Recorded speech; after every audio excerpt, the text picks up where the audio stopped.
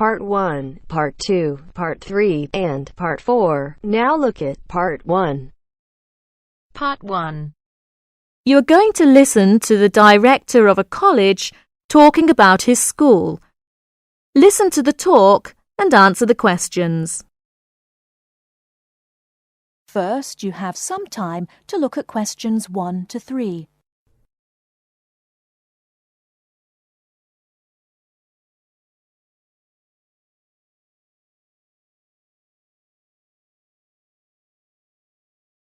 Now we shall begin. You should answer the questions as you listen, because you will not hear the recording a second time. Listen carefully and answer questions 1 to 3.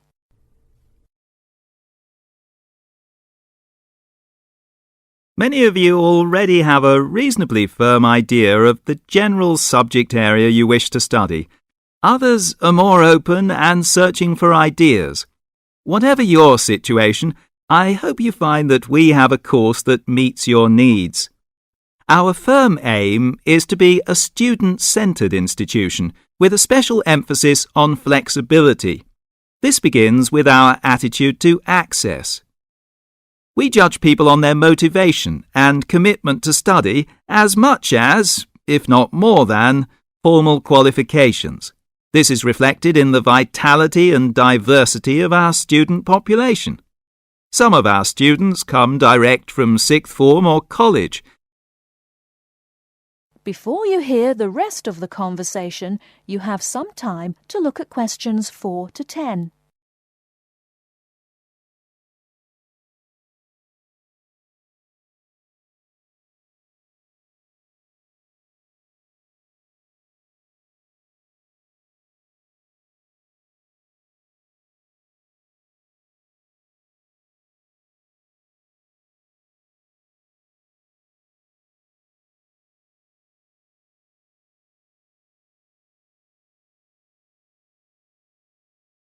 Now listen and answer questions 4 to 10.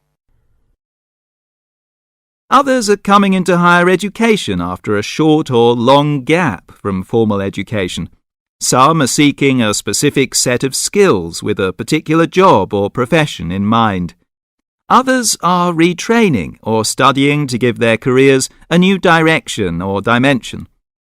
Some are learning about the very latest scientific, technological and commercial knowledge.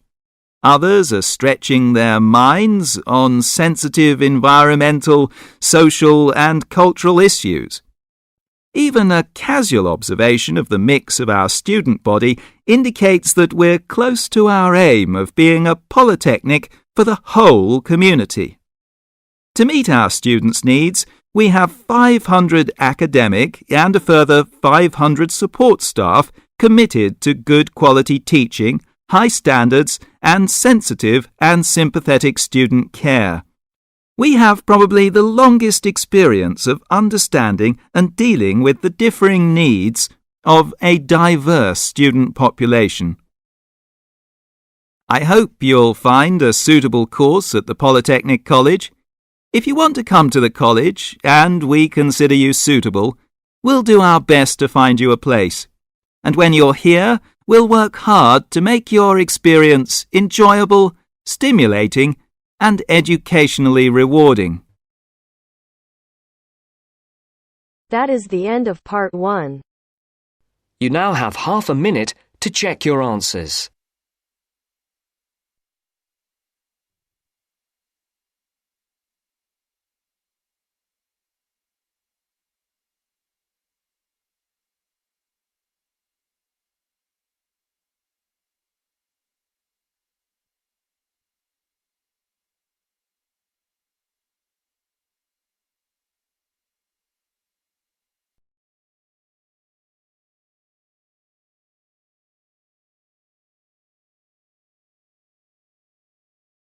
Now turns to Part 2.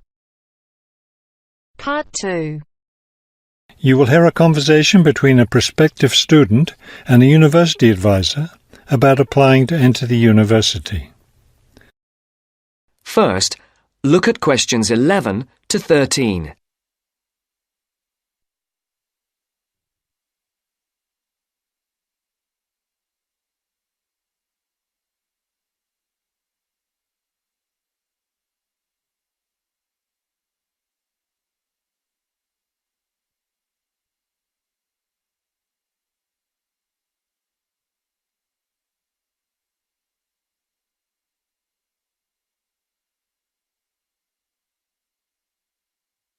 As you listen to the first part of the interview, answer questions 11 to 13.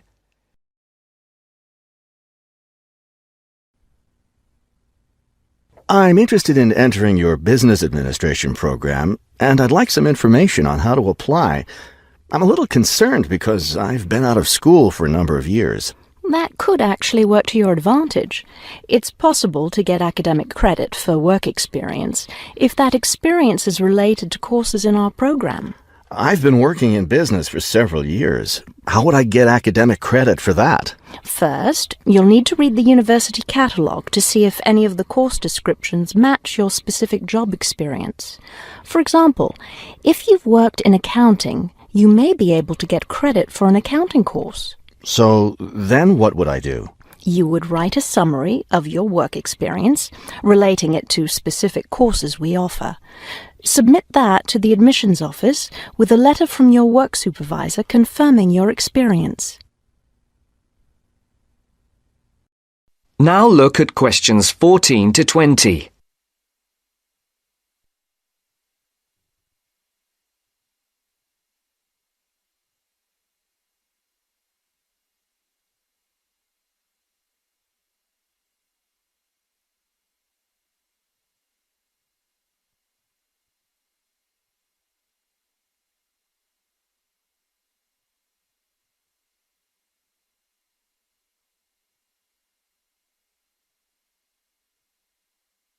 As the interview continues, Would I submit those things at the same time that I apply for admission? That would be the best idea. Have you seen a copy of our university catalogue? Not the most recent one. I have a copy from last year. You'll need to look at the latest one. Unfortunately, I've run out of copies, but you can get one from the library for now, and I'll send you your own copy as soon as I have more available. Thank you. How does the admissions process work? Well, first you'll need to get an application for admission. Those are available in the admissions office. The application form contains all the instructions you'll need. That sounds simple enough.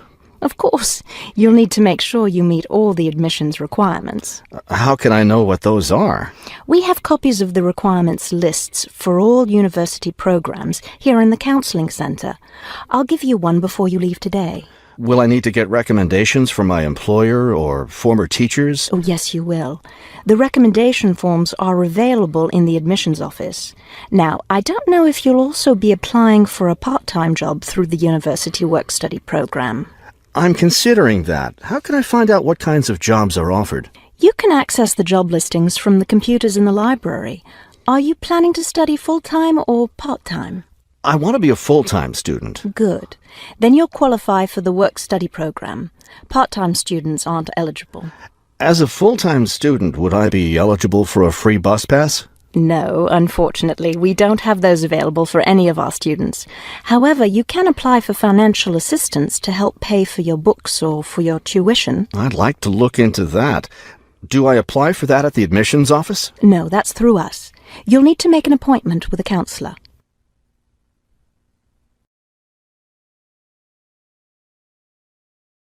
That is the end of part 2.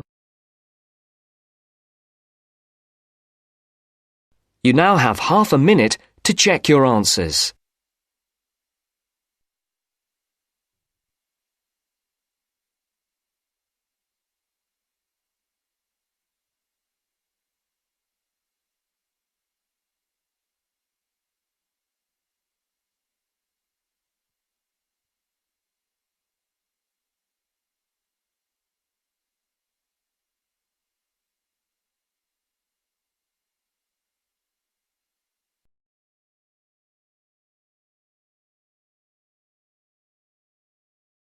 Now turns to part 3. Part 3.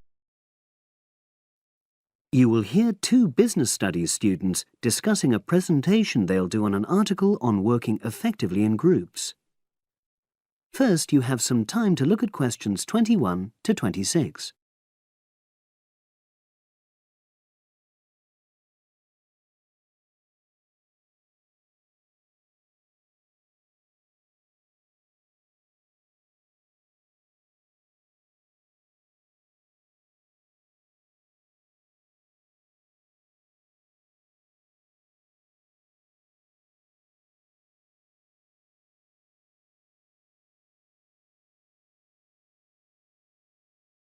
Now listen and answer questions 21 to 26. So, Brad, what did you think of the article on group work? Oh, hi, Helen. Yeah, it was pretty good, with helpful pieces of advice on how to make group work effective. I think we were lucky to be given such a straightforward text to present at the management skills seminar. Yeah. Actually, shall we discuss it now? Have you got time? Sure, it's only a 10-minute presentation, so we just need to explain and then give our views on the main points raised in the article. I'll jot down some notes. Right. So, there are 3 main sections. I suggest we start with listening. Yeah, effective listening in groups, because it's not something that's frequently covered on courses in our field. No, and we should say that in the presentation. Yeah, and also effective listening's pretty simple, you know. I don't think it's hard to learn. Well, people think it's easy, but in my experience, most of us tend to be very lazy listeners. Okay, I wouldn't argue with that.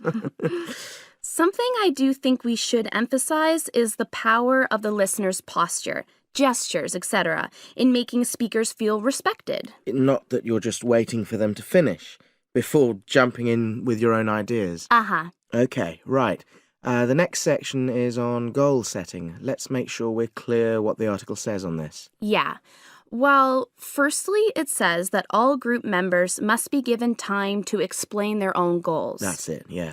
And then, did it say that the whole group should agree on common goals? That's a bit too strong. It's more that everyone's agendas should be equally acceptable.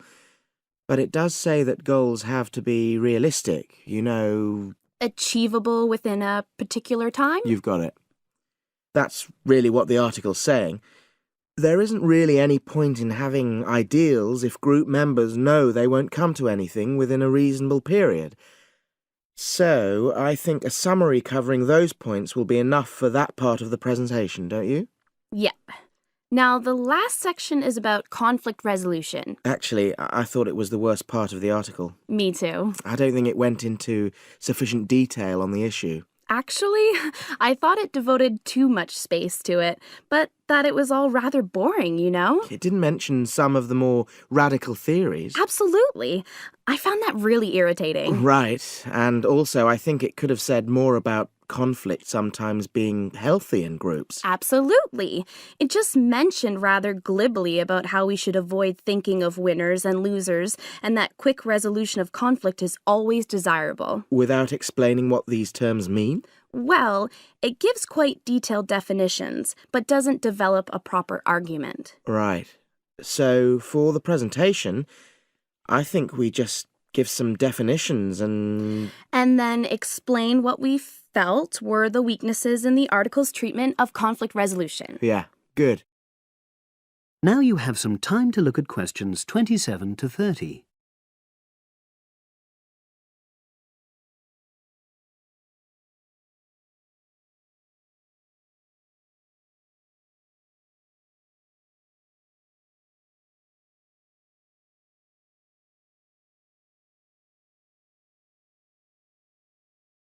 Now listen and answer questions 27 to 30. So, let's think about what we have to prepare for the actual presentation. Well, I suppose we'll use PowerPoint, but I'm hopeless at using it, especially if it has any visuals. I really have to look into doing a course on it because I know I'll need it in the future. Don't worry, I'm quite happy using PowerPoint and I'll put it together when everything else is ready. That's a relief. But yes, do that later. Okay. Now, I heard the tutor saying we have to include some well-chosen quotations from the article. I'm not sure if we do. I'll email him to find out. No need. I can just have a look at the specs he gave us when he set the task. That'll be quicker. But the tutor definitely said we have to prepare a handout to go with the talk. I'm not really sure how we do that. Sarah did one last year. Who's she? She's doing the same option as me on marketing. I'll ask her advice on what to include. Great. So that just leaves the bibliography at the end. I suppose it'll mainly be articles. Yeah. So we'll just look on the web, and we can leave that till later. But we've been advised against that? Well, we could have a look through some journals in the library. I think we should start by looking through module handbooks. I think that'll give us some good leads. Yeah, you're probably right. So, that's all the topics.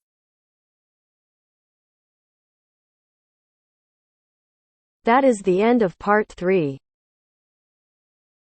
You now have half a minute to check your answers.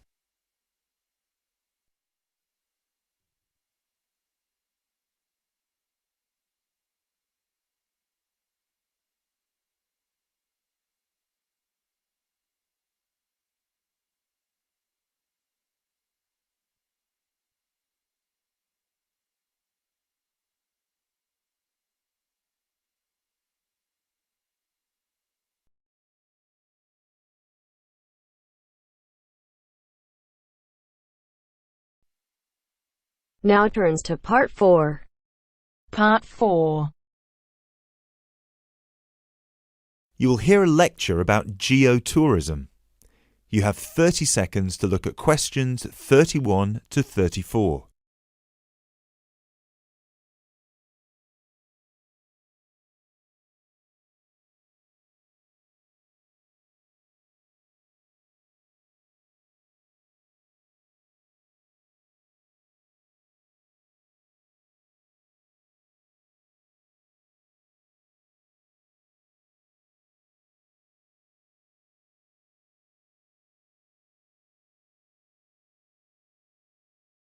Now, I'd like to move on to talk about something called geotourism. Geotourism is very basically leveraging the benefits of tourism for local communities. I would just like to give you a couple of statistics which are very illustrative of the current situation with regard to young travellers and international tourism. Firstly, tourism has an impact on more people worldwide than any other industry. Indeed, it has an impact on 1 in every 2 people, either directly or indirectly. The second statistic is that in global tourism, there is a 97% economic leakage. This means that if you spend £100 on going on holiday, normally only £3 of that money will actually reach the people who are giving you the services and the accommodation, for example, in the destination. If you put these two figures together, you can understand why some of the regions of the world which have very high levels of tourism still have very high levels of poverty and huge developmental challenges. These countries have this massive industry demanding a huge number of services, but they are not seeing a fair reward for these services. Geotourism is about changing this.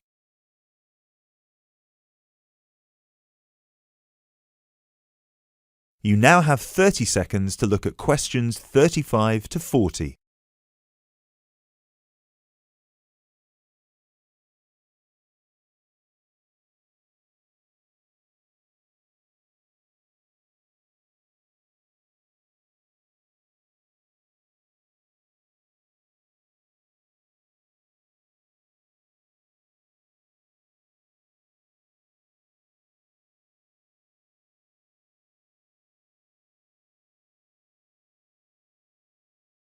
Projects are now being developed with financial organisations such as the World Bank. One of these involves developing a technology platform which is bringing grassroots travel products such as hotels, locally owned hotels, not global chains, very locally owned tour operators to the international travel market, therefore avoiding the middlemen. These middlemen often cut them out of the market completely or just make their business unsustainable. Another way that geotourism can be promoted is through the niche travel market of volunteering. These days, a significant number of older teenagers want to spend a gap year, either between school and university, or university and employment. Often, these people want to spend some or all of their year volunteering, but they either don't have the money or don't feel inclined to pay the main volunteering organisation businesses the fee they require, which can be as high as £3,500. What they are looking for is an organisation who can connect them with people on the ground, who can suggest worthwhile local projects. So, this is a real win-win scenario. The organisers charge a small flat fee, which then goes to the local contact. Thus, the local contact gets a very good commission just for one customer. The customer is also saving a large amount of money and time, both of which they can give to the projects they end up working on.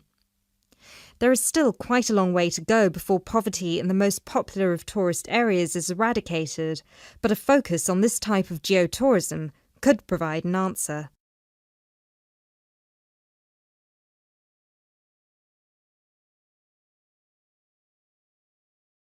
That is the end of part 4.